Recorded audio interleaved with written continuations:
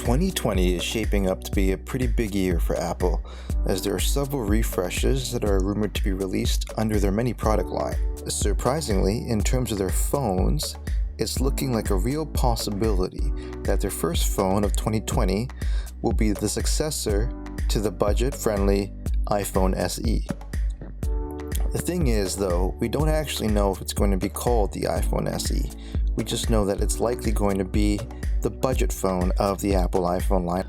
iPhone was pretty faithful with sticking to sequential numbers until the iPhone X, where they skipped the iPhone 9 altogether. In the latest series of leaks, it looks like the new iPhone SE might possibly be called the iPhone 9. The latest series of leaks would seem to indicate some kind of sequential upgrade from the iPhone 8. First, let's give credit where credit is due. This latest series of renders of what looks like to be the sequel to the iPhone SE comes from OnLeaks. If you guys recall, OnLeaks has been pretty accurate in terms of their previous leaks on older iPhone generations.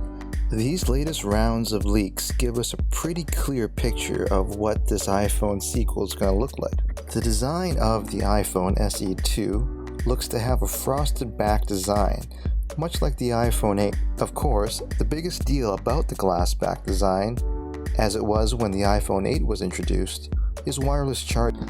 The original iPhone SE, while a budget-friendly option for iPhone users, had a metal back and wasn't wireless charging capable. So, the inclusion of this glass back would be an upgrade for the budget-friendly market. Looking at these leaks, another large departure from the original design of the iPhone SE would of course be the size.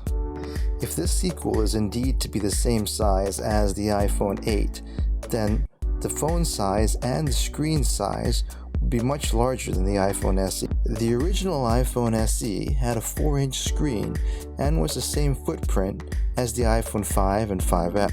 The iPhone 8 at a 5.5-inch screen is actually much larger than the original iPhone SE. One of the major selling points of the original iPhone SE was the fact that it's a much smaller phone than the iPhone 6, easy to grasp in the hands. It's interesting to see if Apple will still be trying to cater to the smaller phone market. Another part of this larger size would be the size of the bezels on the iPhone 8. The latest generation of iPhones, starting with the iPhone X and continuing on with pretty much every version of the iPhone 11, has a minimized bezel Knotch Design. It's going to be interesting to see on the iPhone SE2 whether or not Apple is going to go forward with the notch, nearly bezel-less design. If it indeed is going to use the same size as the iPhone 8, we'll likely see the larger bezels that we saw on the iPhone 8.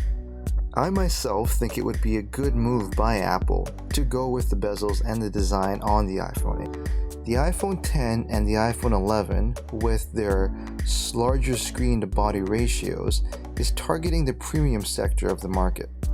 These people are willing to pay high prices for flagship specs and the latest design. This isn't the market the original iPhone SE was targeting. These people want a functional phone at a reasonable price, and some bezels and a front-facing camera that's not inside a notch is something they'd be more than happy to put up with. So, in terms of trying to keep costs down and targeting a different segment of the market, this brings us to the most cost-dependent feature of the phone, the camera. The iPhone 8 had famously two back-facing cameras, both 12 megapixels. One was a wide-angle lens and one was a telephoto lens. The iPhone 11, depending on which version you get, has up to 3 to 4 cameras on the unit, which increased costs dramatically. If Apple really is intending to target the budget-conscious segment of the market, then the choice of cameras and the number of cameras will have a huge effect on cost. Personally for me, if I was going for a budget-friendly phone, one back shooter is pretty much all I need. Apple's camera software has increased dramatically since the release of the original iPhone SE. So, even if people don't have a telephoto lens, they'll likely still be able to enjoy a lot of the features found on today's flagships. Things like portrait mode and slow-mo mode will likely still work with an iPhone SE with only one back shoot. If I was in the market for a budget-friendly iPhone, iOS is really what I'm buying in.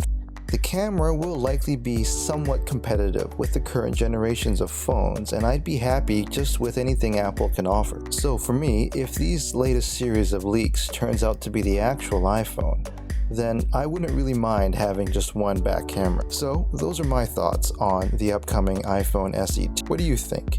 Do you think that one camera will be a deal breaker for the budget-friendly audience? Leave a message below. Don't forget to subscribe, and thanks for watching.